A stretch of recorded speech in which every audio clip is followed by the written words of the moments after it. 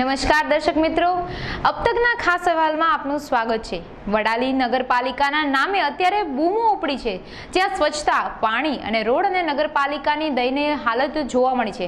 ત્યારે બાબુઓ કેમ ધ્યાન નથી દેતા અને તેમાં વડાલી નગરજનો ચૂંટાયેલા સભ્યો વિરુદ્ધ પક્ષના નેતાએ આ બાબતે હોબાળો મચાવ્યો છે। વડાલી નગરપાલિકા સફાઈના મશીનમાં પણ કૌભાંડથી અત્યારે હાલ મામલો વિચકાયો છે અને વડાલી નગરપાલિકા પર પણ પ્રશ્નો ખડો થયો છે। ત્યારે જોઈએ આપણે આ ખાસ અહેવાલ। સાબરકાંઠાના વડાલી ખાતે નગરપાલિકાના વિકાસ ન થવાના કામો પર બૂમો ઊભી થયેલ છે। હાલમાં જે નગરપાલિકાને જોતા લાગે કે જાણે ખરેખર આ જગ્યા રિનોવેશનનો ખર્ચ થયેલો છે, જે આગળના ભાગમાં જોતા લાગે કે નગરપાલિકાનું સુંદર બાંધકામ અને વ્યવસ્થા છે, પણ આ પાલિકામાં જે અંદરની જગ્યા, જે ઓફિસનો ભાગ છે, ત્યાં અંદર બાઇક પાર્કિંગની વ્યવસ્થામાં અડચણ દેખાઈ રહ્યું છે।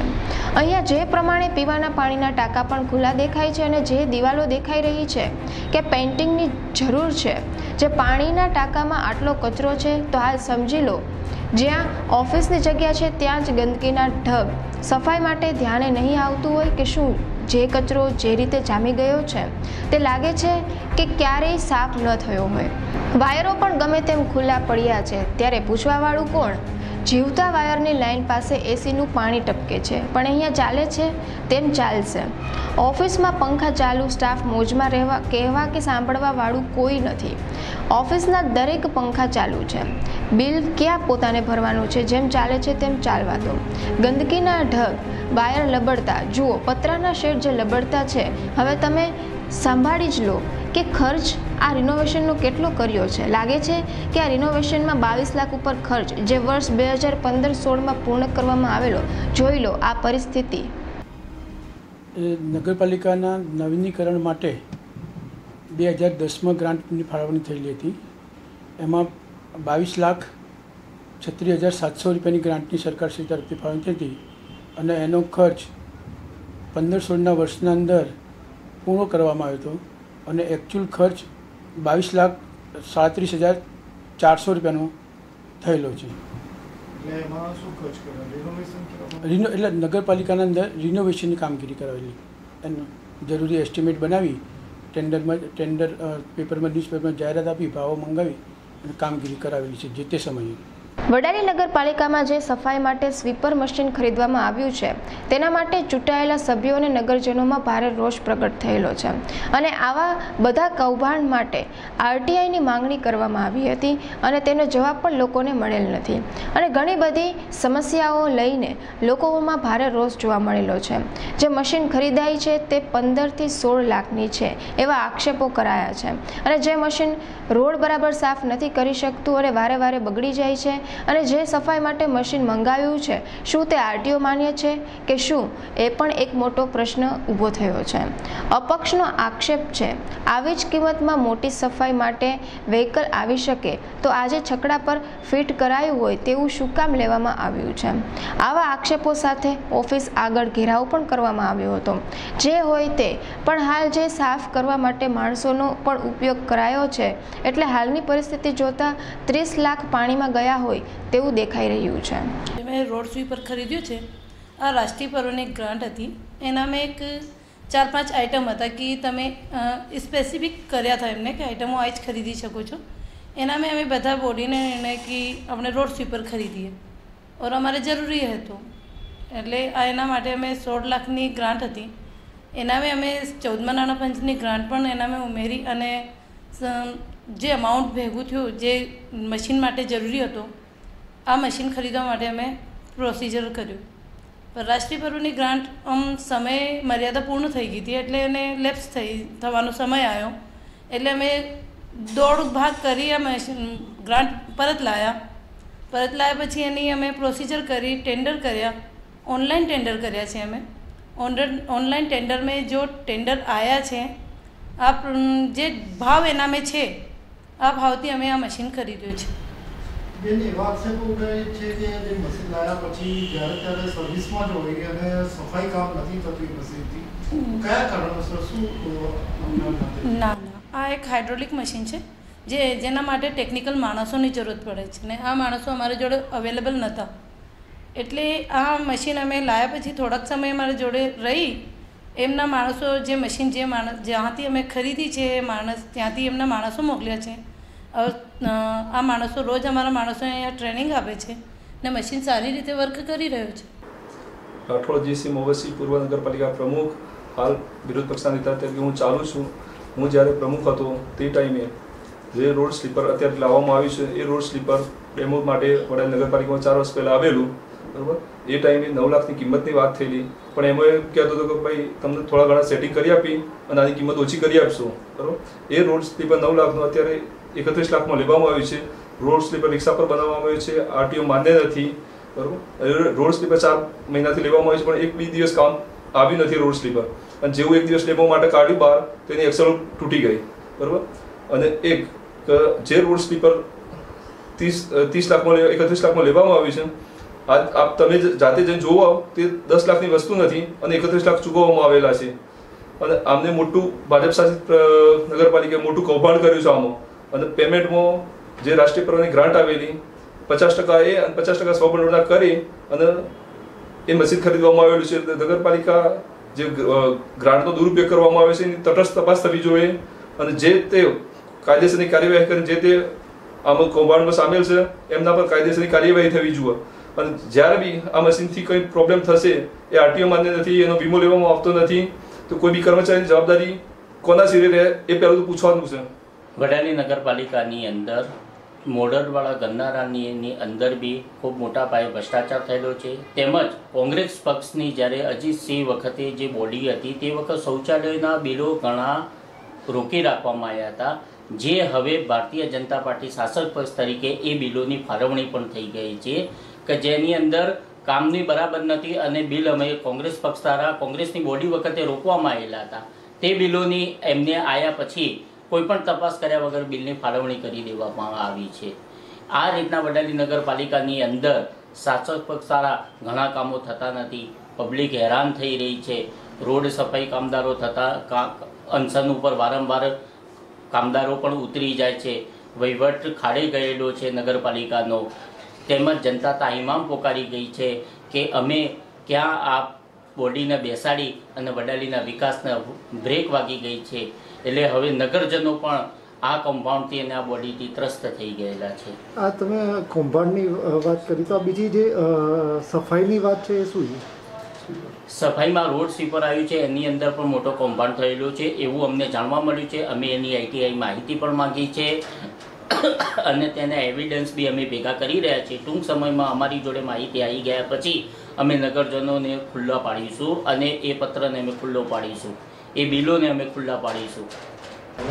જે બાવસા વડાલી મારું કહેવાનું એવું છે કે વડાલીની અંદર જે કામ થયું છે એ વ્યવસ્થિત થતું નથી અને વડાલીની અંદર જે સફાઈ માટે જે મશીનરી લાવવામાં આવી છે એ 20 લાખ રૂપિયાની બતાવવામાં આવી છે, પણ વાસ્તવમાં તે વસ્તુ 10 લાખ રૂપિયાની છે એવું અમને માનવામાં આવે છે.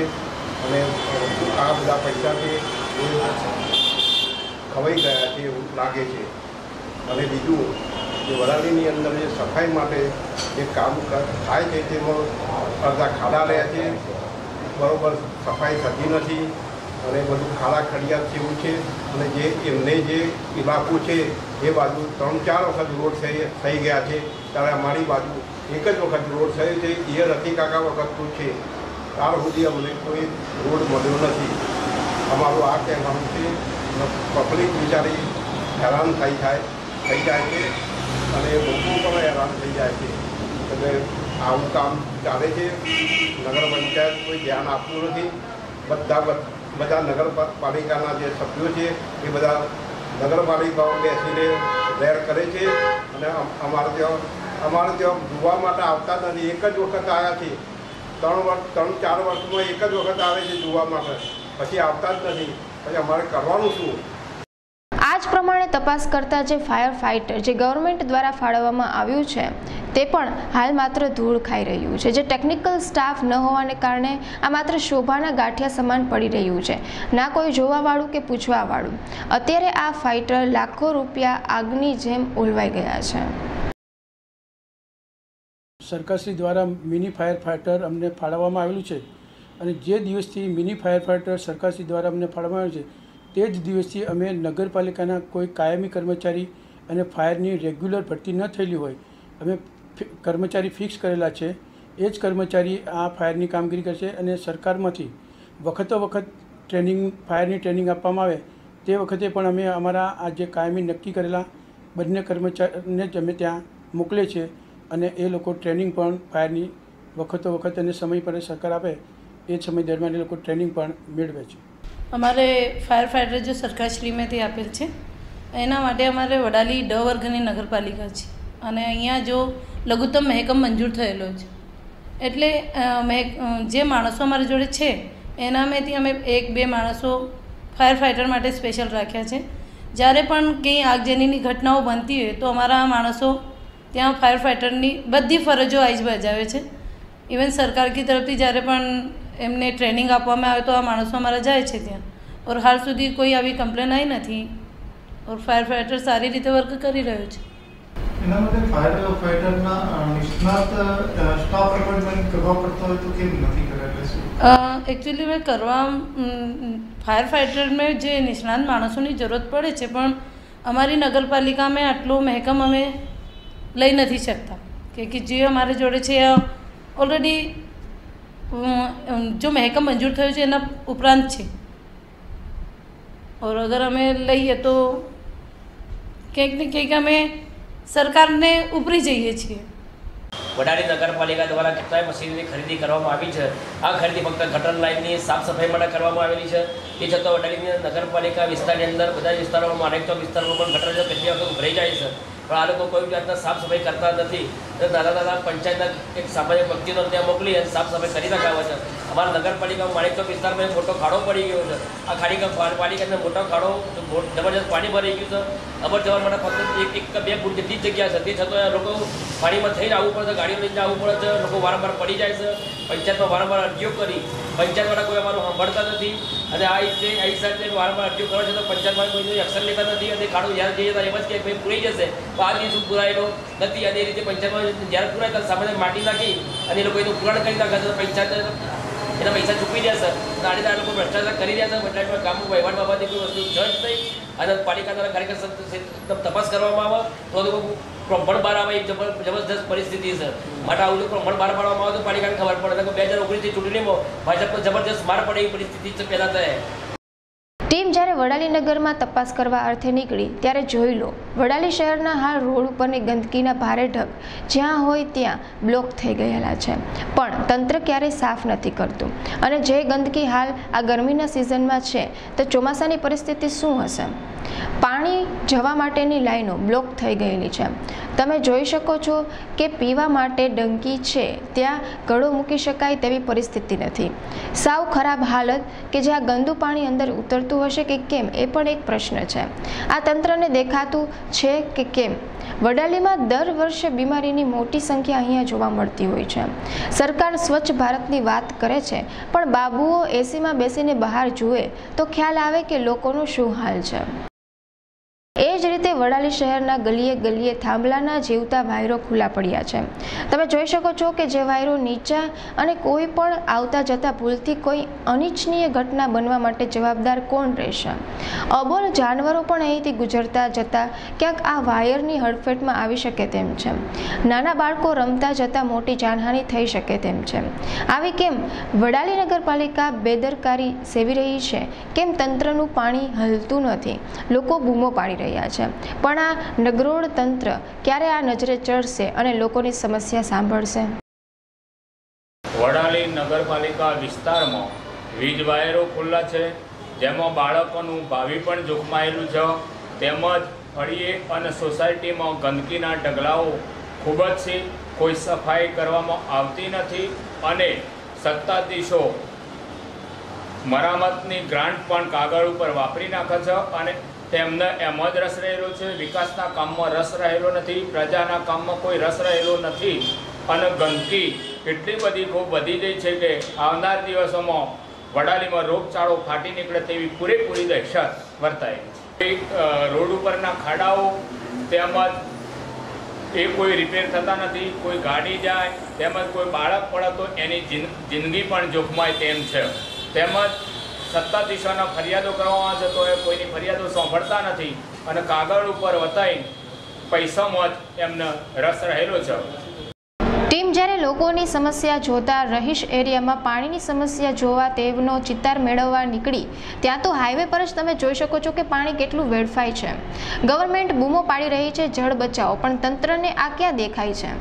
લોકોના કહેવા પ્રમાણે અહીંયા વડાલીમાં વાત ચોક્કસ સાબિત થાય છે કે અહીંયા માત્ર કાગળો પર ચાલતી આ નગરપાલિકા કૌભાંડમાં ખાડે ગઈ છે. હજી તો આગળ જે પીવા માટે પાણીના વલખા મારતી પબ્લિક પણ અહીંયા કોઈ ફરક નથી પડતો. કેટલા સમયથી પાણી ગટર લાઇનમાં સફાઈ માટે મુકાય હોય તેમ પાણીની લાઈનો ખુલ્લી હોય તેમ પાણી વેડફાઈ રહ્યું છે. હજી તો 2 મહિના વરસાદના બાકી છે અને તંત્રને લીરે લીરા અહીંયા દેખાઈ રહ્યા છે. એ જ પ્રમાણે પીવા માટે મોટા મોટા ટાંકા બનાવાયા છે જે પાયોફ્રીફાઈ કરી અને આપવાનું આ પાણી માત્ર સીધું આ પાણી ઠાલવીને આપી દેવાય છે. કરોડો રૂપિયાના ખર્ચ બાદ હાલ પાણીમાં જતા રહ્યા છે. જે જોઈ શકો છો કે પાણીની મોટરો પર કાટ અને બાવા વરેલા છે કે જાણે કેટલાય સમયથી આ ચાલુ ન કરાય હોય. જુઓ પાણીની સમસ્યા બાબતે આ વેપારી શું કહે છે અને તંત્ર શું કહે છે.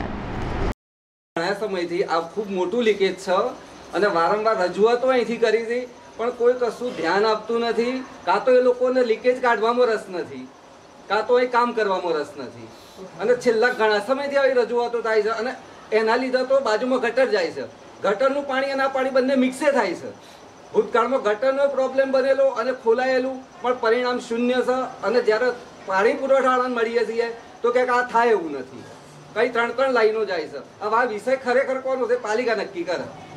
હવે સરકારશ્રી દ્વારા દર વર્ષે જુદી જુદી યોજના અંતર્ગત જેવી કે મુખ્યમંત્રી શહેરી વિકાસ યોજના UDP 56, 78, 88 અંતર્ગત નગરપાલિકાને દર વર્ષના નગરપાલિકા મુજબ ગ્રાન્ટની ફાળવણી કરવામાં છે. તેમાં નગરપાલિકાની ચૂંટાયેલી પાંખ પાણીના કામોને પહેલી પ્રાયોરિટી આપી અને પાણીના કામોને અમે પ્રાધાન્ય આપીએ છીએ.